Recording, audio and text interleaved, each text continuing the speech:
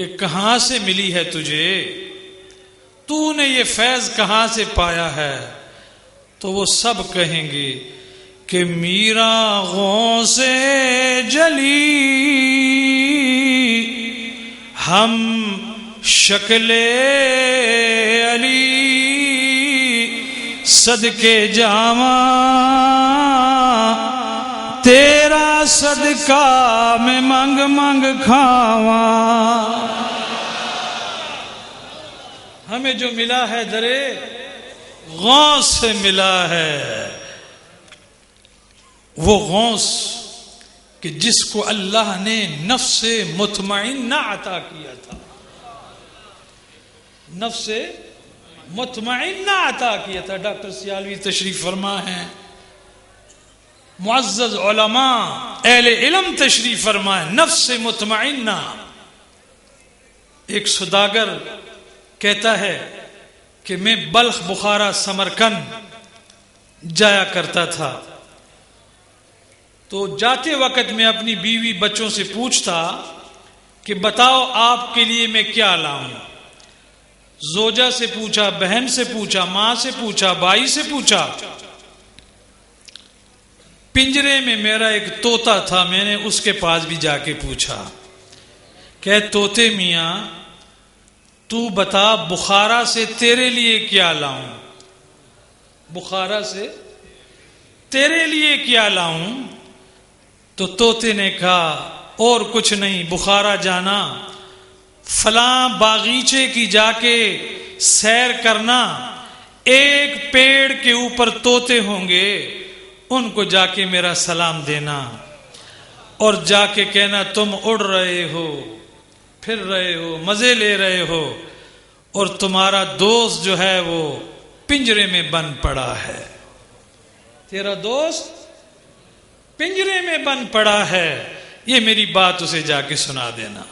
سوداگر آیا، اس نے اپنی ضروریات کی اشیاء خریدی اور بعد میں اسی باغ میں آیا، دیکھا ایک پیڑ پہ طوطے بیٹھے ہیں، اس نے آ کے پیغام دیا کہ اے سیر کرنے والے پرندوں، تمہارا ایک ساتھی جو میرے گھر کے ایک پنجرے میں بند ہے، اس نے سلام بھیجا ہے اور وہ یہ کہہ رہا ہے کہ تم اڑتے ہو، پھرتے ہو، اور میں ایک پنجرے میں بند ہوں، بس مجھے کبھی کبھی یاد کر لیا کرو۔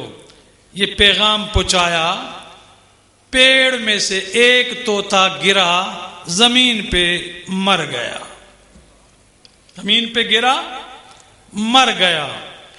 سوداگر نے اس طوطے کو دیکھا، پریشان ہو گیا کہ یہ پیغام میں نے نہیں دینا تھا، ایک پرندہ میرا پیغام سن کے مر گیا ہے۔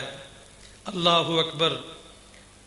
واپس آیا، اپنے اقربا کو اس نے تحائف دیے، ان کے لیے جو تحفے لایا تھا ان کو دیے، پھر پنجرے کے قریب آ کے اس نے اپنی وہ داستان سنائی کہ تیرے کہنے کے مطابق میں اس جنگل، اس باغیچے میں گیا اور میں نے دیکھا کہ طوطے موجود ہیں، تیرا سلام دیا، تیرا پنجرے میں بند ہونے کا ذکر اسے سنایا، ایک طوطا پیڑ سے گرا، زمین پہ آیا اور مر گیا۔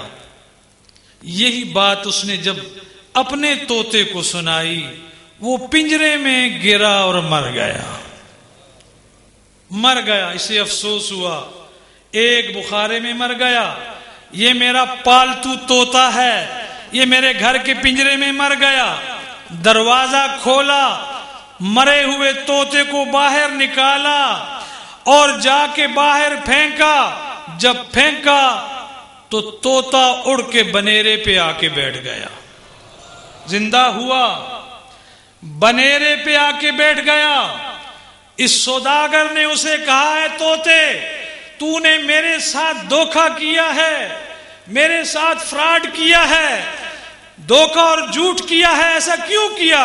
اس نے کہا تجھے پتہ نہیں، میرے یار نے میرے لیے پیغام بھیجا تھا کہ اگر اس پنجرے سے آزادی چاہتا ہے تو مرنا پڑے گا، جب تو مر جائے گا زندہ ہو جائے گا، پھر تجھے آزادی مل جائے گی، تو رہا ہو جائے گا۔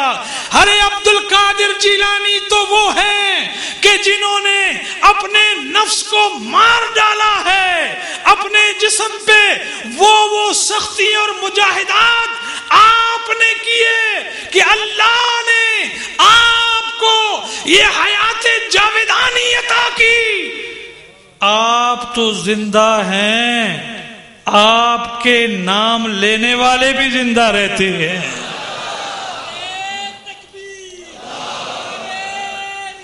آپ تو زندہ جاوید علی مرتضی کا قول ہے۔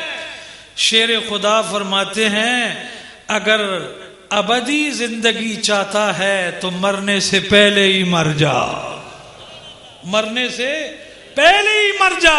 حضرت ڈاکٹر اسحاق قریشی دامت برکاتہم العالیہ نے بتایا کہ یہ قبروں میں جو پڑے ہیں یہ مردہ نہیں ہیں، یہ تو زندگی میں ہی مر گئے تھے۔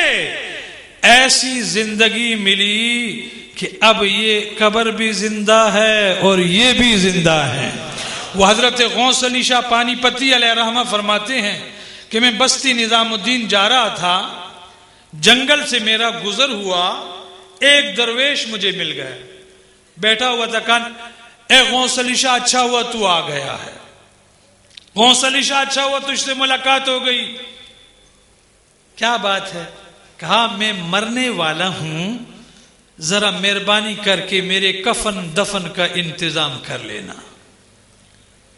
غوث علی شاہ لکھتا ہے کہ وہی بات کی اس نے اور زمین پہ گرا، وہ اللہ کا نیک بندہ فوت ہو گیا۔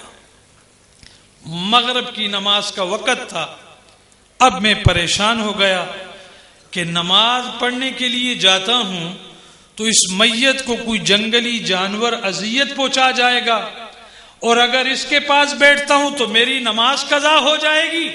کہتے ہیں اسی کشمکش میں تھا، سوچ ہی رہا تھا کہ وہ مرا ہوا اٹھ کے بیٹھ گیا، جو مرا تھا وہ بیٹھ گیا۔ مجھے کہتا ہے غوث علی شاہ تو جا کے نماز پڑھ آ، جب تو واپس آئے گا ہم دوبارہ مر جائیں گے۔